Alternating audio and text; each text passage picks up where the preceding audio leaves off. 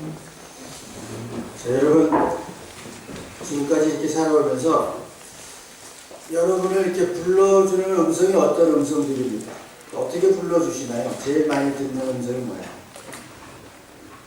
결혼한 사람은 여보 내지는 오빠, 애를 낳으면 뭐 엄마 내지는 아빠. 그전에는 부모님들이 이름을 불러주죠. 드라마를 보니까 이름을 안 보고 아들 뭐 이러대. 뭐 아들 딸 그러면 못 봤는데 아들은 아들하고 부르죠. 자기 우리를 불러주시는 음성들이죠.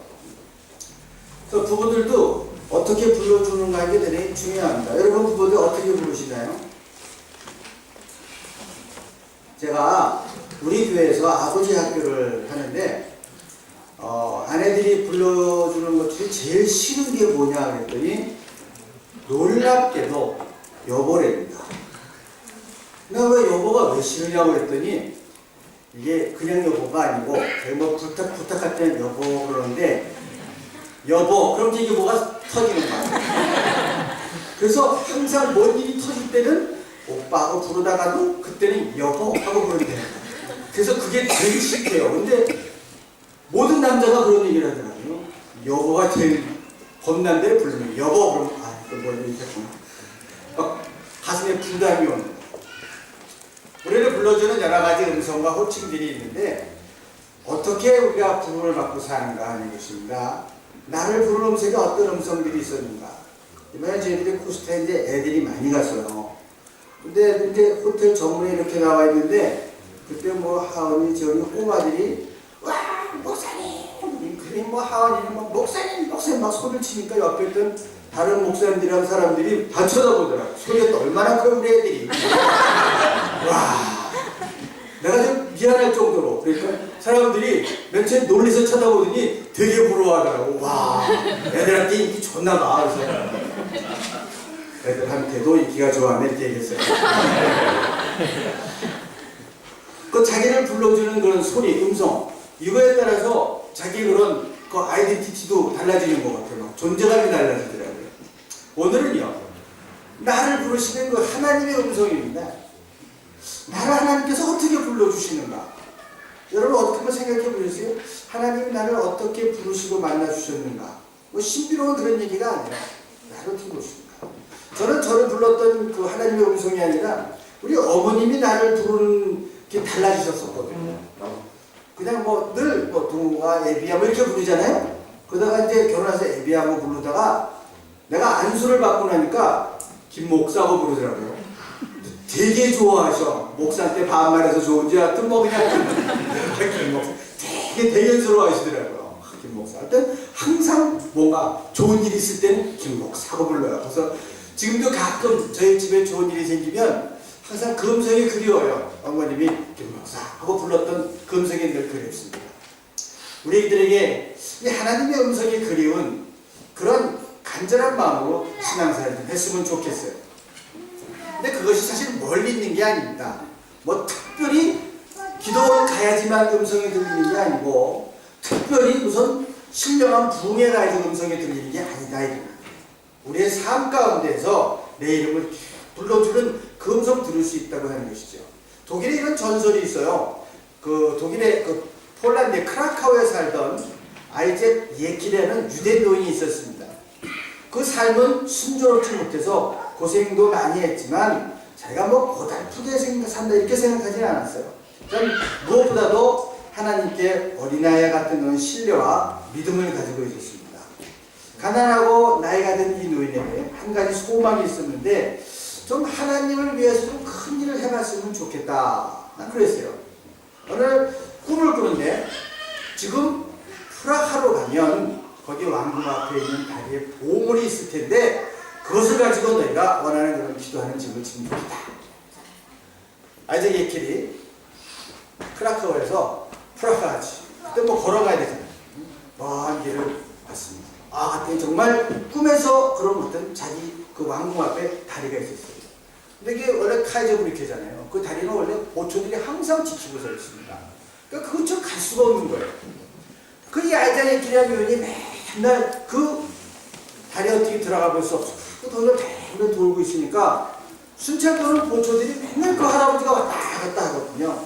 그래서 하루는 아이들 얘기를 갖다가 불러왔어요. 맨날 다리를 쳐다보면서 왔다 갔다 하고 있으니까. 그래서 그 보초가 불러와서 순찰 대장을 이제 끌고 왔어요. 그래서 당신 왜 이렇게 맨날 그 다리 앞에서 왔다 갔다 해요? 수상하잖아요. 무슨 테러 단체일 수도 있고 왕이 지나가는 길. 그랬더니 이제 그 꿈 얘기를 해준 거예요. 내가 꿈에서 이러는 꿈을 꿨는데 브라카면 카이저 브리키가 있는데 거기에 보물이 있다고 그러더라. 그걸 좀 내가 찾아보려고 왔다 그러니까 그 대장이 기가 막히니까 그래 나도 꿈 꿨다. 그러면서 뭐라고 그랬냐면은 내가 크라카오에 가면 아이자기의 길에 노인이 있는데 그 집 난로 밑에 가면 보물이 있다고 그러더라. 근데요 그 대장이 그 얘기를 했는데 이 아이자기의 길에 노인은 그걸 그대로 믿었어요. 그래서 다시 집에 와서 난로 밑을 파보니까 정말 오래전에 누군가 숨겨놓은 보물이 있었더래요. 그래서 그 보물을 갖고 아름다운 기도의 집을 졌다는 전설이 있습니다. 여러분 오늘 성경 말씀을 보면은 바울이 이 환상을 본 후에 마케도니로 건너갑니다. 사무엘도 요셉도 마리아의 남편 요셉도 환상 가운데 하나님 만나 주셨죠. 그래서 이 환상을 따라서 자기가 내 계획과 내 경험으로 봐서는 틀림없이 지금 여기 있는 일을 하는 게 제일 좋아요. 지금 막 바쁘게 다니면서 1차 전도여행에서 막 개척을 하고 교회를 건축해놨기 때문에 이걸 한번 가서 셋업을 해야 되잖아요. 그러니까 이제 2차 전도여행 가서 거기를 다 다시 다니면서 교회들 전부 다 아주 든든하게 세우려고 하는데 환상 속에서 마케도니아로 건너가요. 지금은 그리스 지방입니다. 네아폴리에서 빌립보에서 이렇게 가는데 거기는 아는 사람도 하나도 없고 연고지도 하나도 없고 진짜 카인의 아흥이에요. 근데 글로 건너가라. 이게 지금 상식적으로 말이 안 된다는 거죠. 전혀 효과적이지도 않고 지금 여기 있는 교회를 하는 게 훨씬 효과적일 텐데 건너가라 이거예요. 근데 이것을 아자게이케 노인처럼 그냥 순수하게 신뢰하고 받아들여졌다 이거예요. 우리는 아침에 눈을 뜨면 전부 다 우리 계획들이 다 있습니다. 근데 사실은 우리 계획대로 되는 일이 이렇게 많지도 않지만 우리 계획대로 되었다고 해서 꼭 좋고 성공하는 일도 아닙니다. 사람들에게 많은 계획들이 있지만 문제는 뭐냐면 그분의 음성을 듣고 그분이 원하시는 계획인가 그것이 문제예요. 여러분 리빙스턴이 아프리카를 갔습니다만은 사실은 그 사람은 원래 중국 선교를 꿈꾸던 사람이에요. 영국에서. 그런데 아프리카로 가게 된 거거든요. 여러분 마틴 루터요. 그 사람은 법학도였습니다. 집에서도 그걸 원했고 또 공부도 잘했어요. 근데 어느 날 에어포트 근처에서 소나기가 내리는데 지나가다가 번개마에서 친구가 그냥 그 자리에서 즉사한 거예요. 이게 원체험이라고 하는데 거기서 완전히 사람의 살고 죽는 것에 생각이 달라진 거예요. 그래서 그 에어포트에 있는 아우스티스 수도원의 문을 두드립니다. 그래서 수도사를 들어가죠. 아버지는요 끝까지 싫어했어요. 수도사가 되면 이제 나중에 신부 서품을 받거든요. 사제 서품을 받는데 사제 서품 착 받으면 첫 번째가 뭐냐면 성찬식을 집행하게 돼 있어요. 캐톨릭은 우리와 달리 성찬식이 굉장히 중요해요. 메시지예요. 이걸 할 때 얼마나 사람들이 떠는지요. 처음 하니까. 그래서 항상 선배 수사들이 옆에 같이 서서 도와줍니다.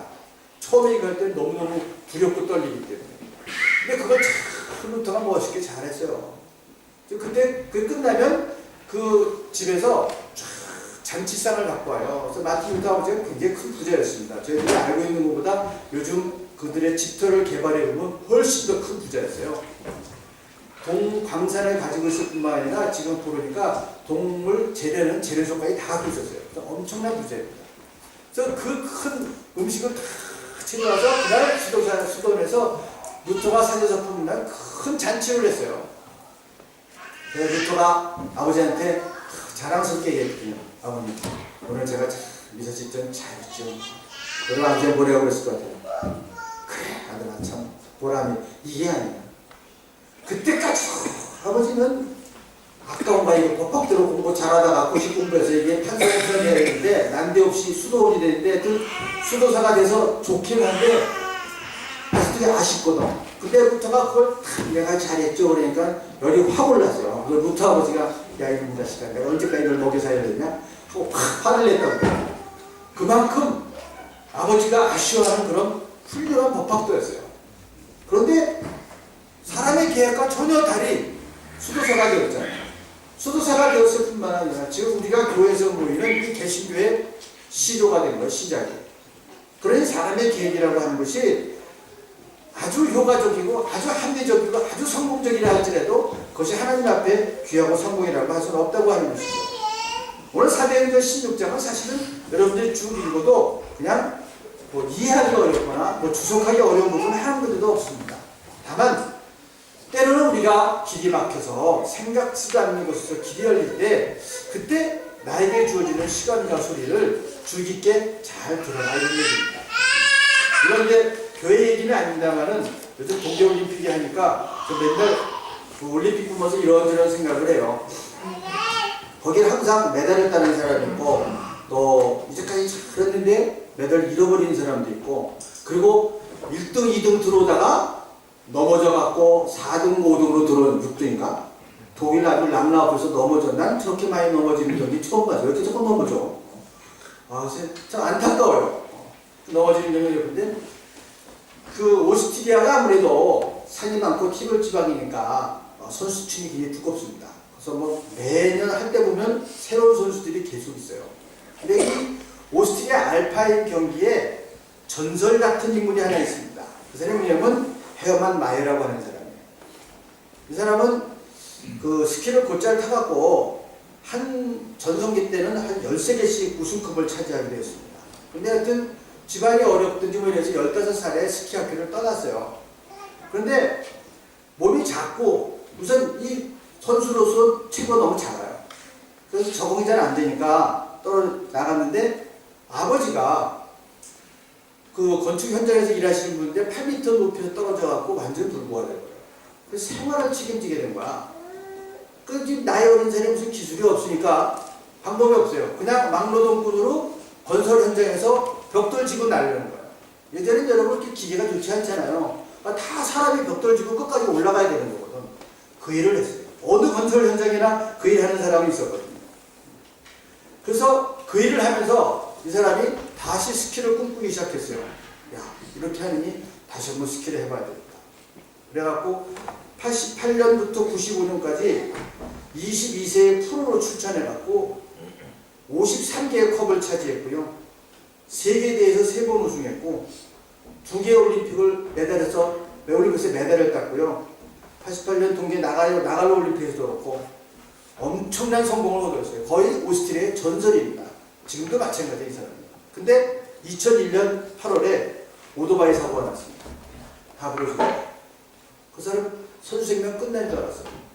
근데 재활치료를 정말 이를 악물고 재활치료를 해서 바로 2003년, 2004년 세계선수권대회에서 은메달을 따고 2005년에 다시 또 금메달을 또 땁니다.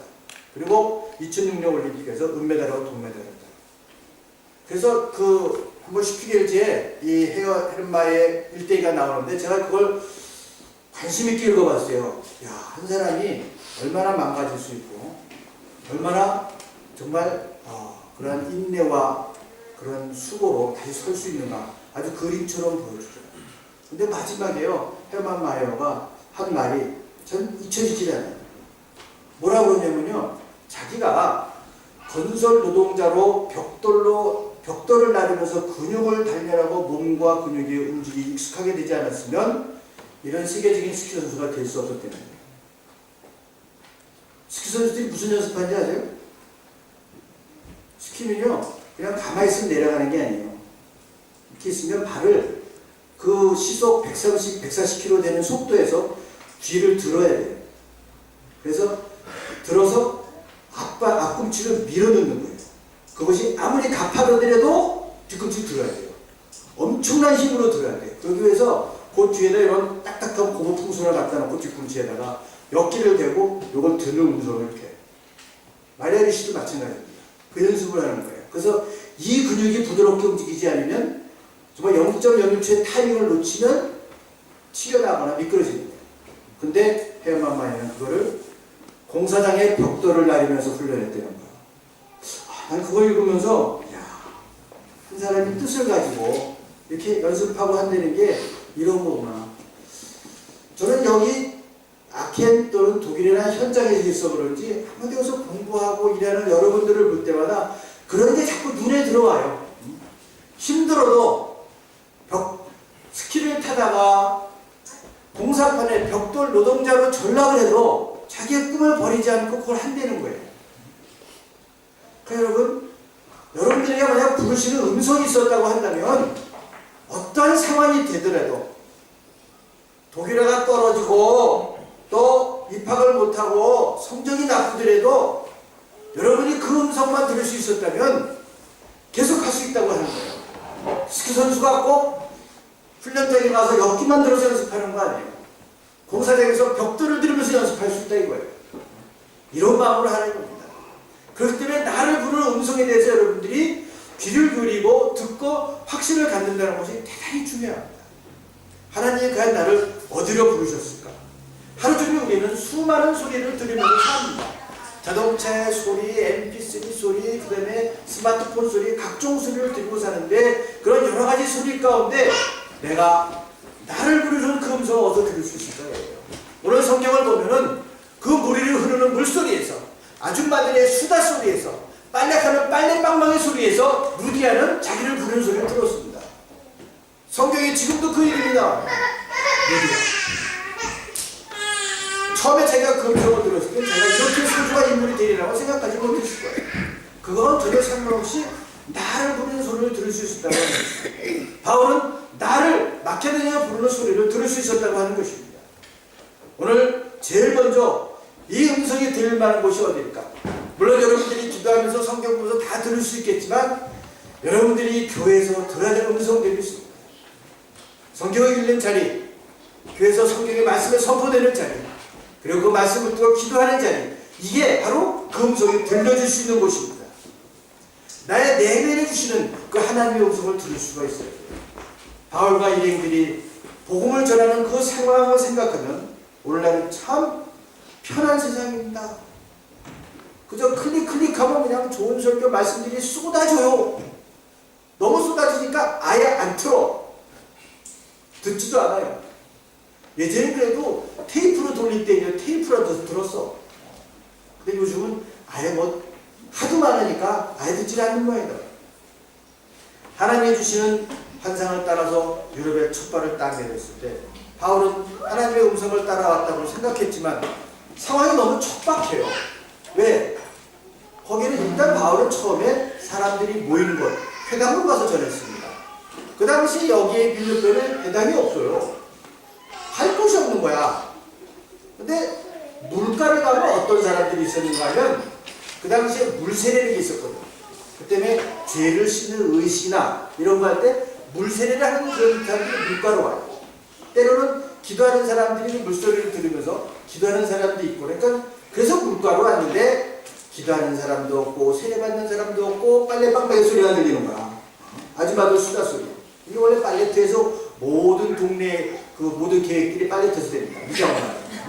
이게 다 벌써 동네의 모든 중요한 계획과 뭐 이런 소문들은 빨래터하고 미장원에서 다 알아요. 자, 거기가 황당하잖아요. 그 남자라도 있으면 남자도 한 명도 없고 죄다 아주머니들밖에 없는 거예요. 거기서 그냥 전했어요. 전하라 하는 그 말씀을 따라서 전하는 거예요. 이 코스타 수양회를 하면 제가 맡은 일도 있습니다만은 또 이제 저희 목회자들을 만나요. 친구 목회자를 만나는데 우리 목회자 한 분이 아주 제 가까운 친구인데 그래서 작년 말 올해 굉장히 힘들었다고 그래서 왜 그러냐 하니까 제가 참 존경하는 목사님이고 교회가 어려울 때도 자기가 그 목사님인데 그 목사님을 따랐어요. 그런데 작년에 소식이 딱 터졌는데 보니까 그 목사님이 여자 문제로 완전히 내장이 된 거야. 근데 알고 보니까 자기가 있을 때 그 문제도 역시 여자 문제야. 그리고 그 목사님이 잘못한 거야. 너무 허무한 거예요. 너무 허무해. 그래서 목회가 재미가 없는 거야. 이게 뭐냐? 야, 내가 도대체 이 사람을 보고 아직까지 존경하고 따른다. 황당하죠? 그 목회가 재미가 없는 한 2달 그러고 지냈더니 아주 가까운 집사님이 메일이 왔더래. 목사님, 요즘 말씀에 은혜가 없어요. 너무 놀라서. 이게 아는 거야. 영을 통하는 거거든. 은혜를 받겠다고 교회에 나와 앉아서 설교를 듣는 사람들은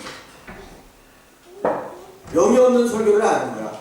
그러나 그냥 요것 떼고 밥 먹으러 가는 사람들은 무슨 설교가 다 그냥 얘가만 재밌으면 돼. 그러고 지나가는데 영으로 이 설교를 듣고자 은혜를 받고자 하는 사람은 이게 통하는 거야. 감동이 없어요.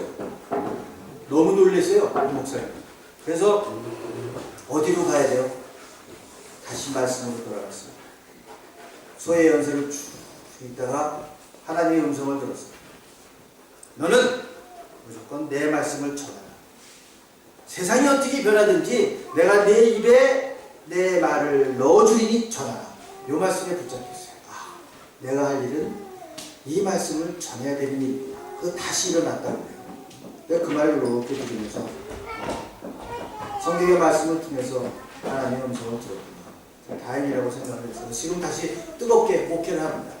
이런 것처럼 정말 막막하고 아무것도 없는 그곳에서 바울은 내 입에 부어진 말씀을 전하라, 그 말씀만 한 거예요. 내가 들은 음성대로 그냥 순종한 거야. 근데 거기에 루디아라는 여자가 음성을 듣고 그 사람들을 초청을 해서 유럽 최초의 교회는 그렇기 때문에 가정교회를 시작했습니다.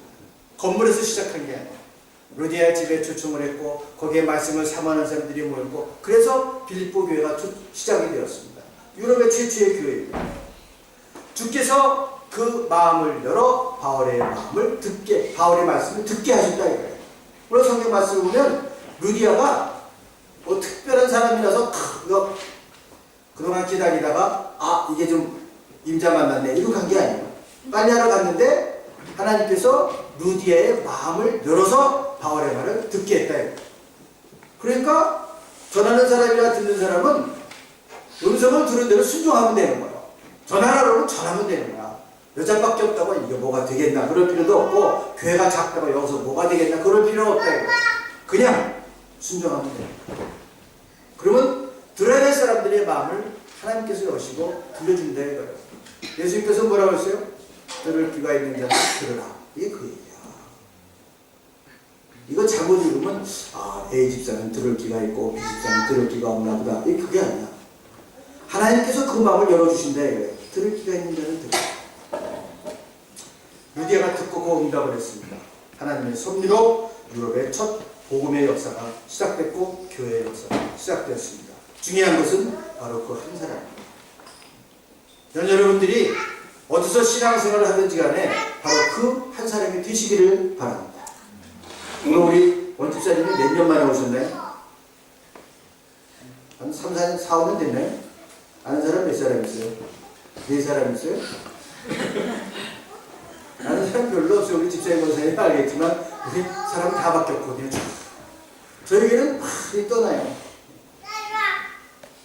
저도 처음에는 그게 무척 힘들었어요. 참 좋은 분들이 자꾸 떠나가고 그러니까 힘들었는데 요즘은 그렇게 생각하지 않아요. 나에게 진짜 은사인가 보다. 그래서 말씀을 듣고 훈련시켜서 계속 우리는 파송하는 교회예요. 아멘. 우리는 파송하는 교회. 여기 있으려고 하지 마세요. 그러니까 자꾸 성공해서 다른 데로 가야 돼. 사우디도 가고 영국도 가고 프랑스도 가고 자꾸 가서 거기 가서 전하는 일을 해야지. 한 사람이 중요한 거야. 그 한 사람 때문에 변할 수 있다고 하는데 저는 소망하기를 우리 교회를 거쳐간 그 사람들이 바로 그 한 사람이 되었으면 좋겠다고 하는 거예요. 하나님께서 여러분의 심령을 이렇게 열어주시기를 바랍니다. 그 많은 소리 가운데 그 음성을 들을 수 있는 말을 많이 해서는요 다른 소리에 귀를 기울일 수가 없습니다. 그 여러분이 늘 말하고 사는 이 시간, 이 사회, 이 생활 속에서도 뭐가 있어야 돼요? 하나님 앞에서 침묵하는 시간이 있어야 돼요. 그게 무슨 시간이에요? 큐티하는 시간이고 기도하는 시간이에요. 그래야 들을 수가 있습니다. 물론 또 이런 얘기하면은 바울은 자다가 들었는데요 이러시는 분들인데 졸다가 들고 자다가 힘나고 그렇다고 설교를 졸으면 곤란하고 사람 따라 다르겠습니다. 하여튼 자기가 하나님 앞에서 침묵하는 그 시간이 있어요. 이 부르심에 응답하는 루디아가 결국은 세례받습니다. 중요한 것은 이 말씀들이 나를 주시는 나에게 주시는 나에게 들려주시는 말씀으로 들어야 된다고 하는 거예요. 여러분 설교의 말씀도 성경의 말씀도 참 좋은 말씀이다 이러고 지나가면 안 돼요. 나에게 주시는 음성이 무엇인가 붙잡아야 됩니다. 그러기 위해서는 내가 하나님을 향하는 간절한 마음이 있어야 됩니다. 오늘 목회가 정말 재미없습니다. 교회가 왜 이 모양인지 모르겠습니다. 그러고 그분 앞에 가야 돼요. 그래야 들려요. 그래야 들려요. 간절한 소망이 있어야 들린다. 요즘 한국교회도 참 고민이 많습니다. 그래서 요즘은 이제 한국교회 복음주의에 대한 새로운 진단들이 시작했어요. 우리 선배 목사님들은 교회를 크게 2개씩 개척하고도 나는 목회 실패한 것 같아요. 사람은 모았지만 교회는 굳었지만 목회는 실패한 것 같아요.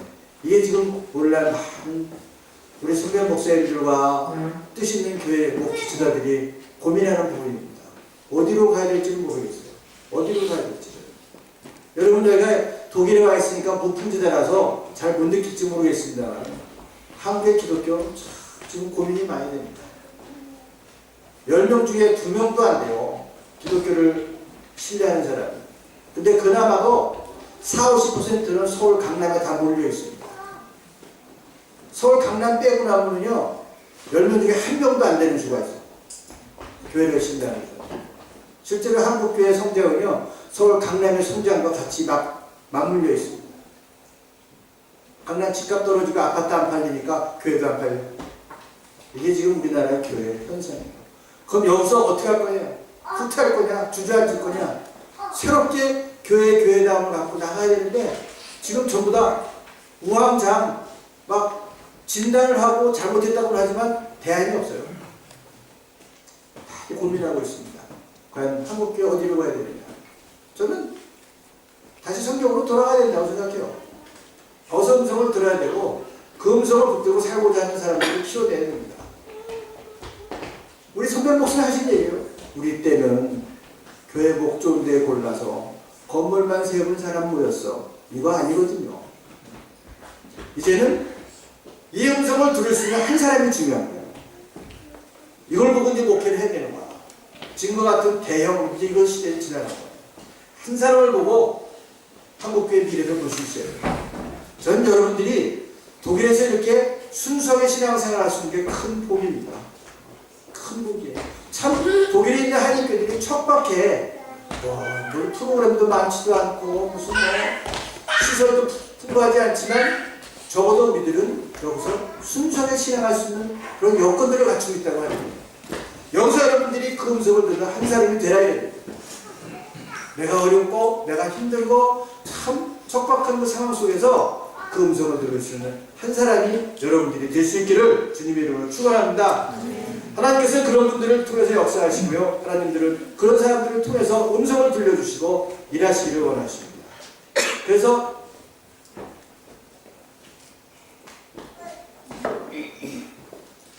바쁜 신앙생활과 또 여러분들의 학업 또 일하는 중에서도 그 음성을 듣고 싶어하는 간절한 마음 놓지 말라고.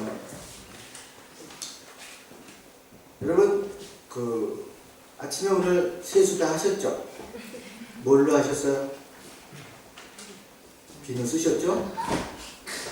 언제부터 사람들이 비누를 썼을까? 모세가 비누를 썼을까 안 썼을까?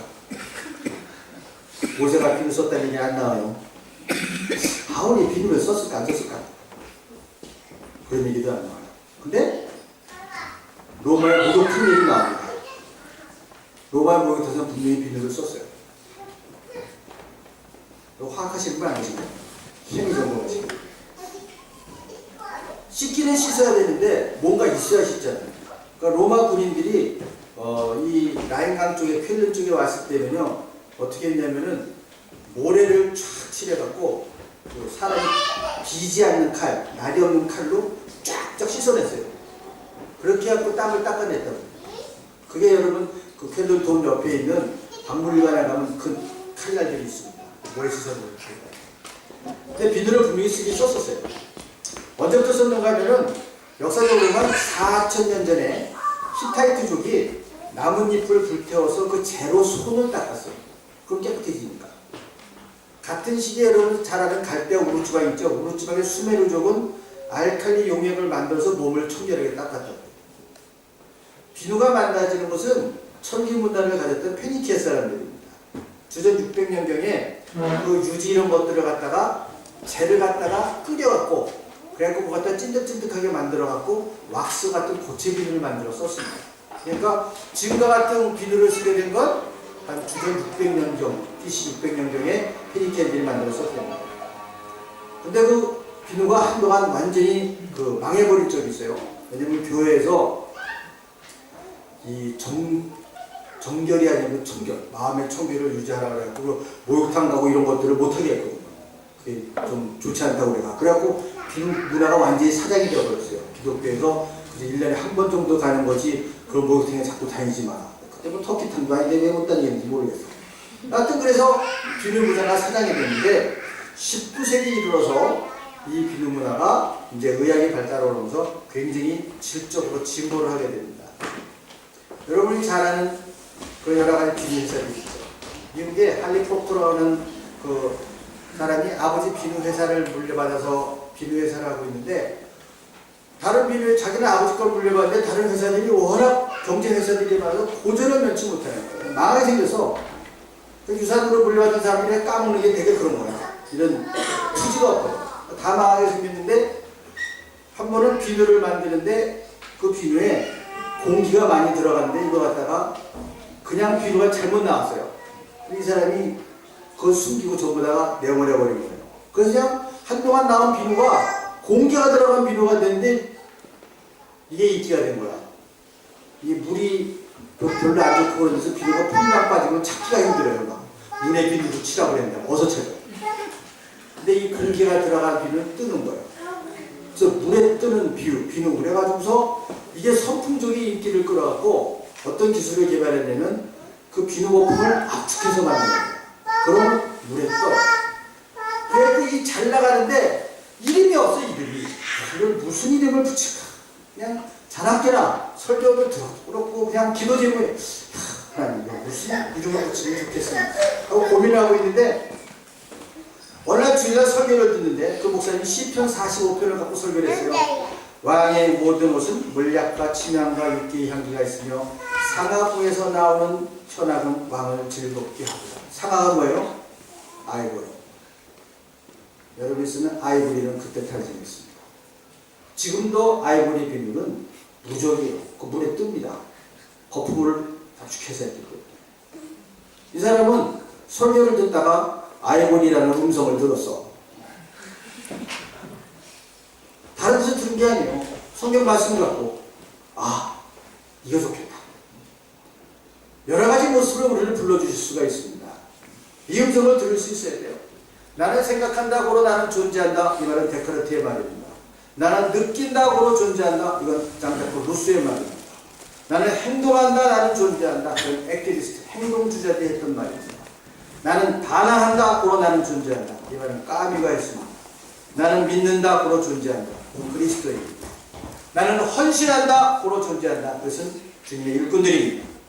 하나님의 교회는 이 음성을 듣고 헌신하는 사람들에서 발전하고 하나님의 사람은 이 음성을 붙들고 고민하고 순종하는 사람들에 의해서 발전되게 되어 있습니다.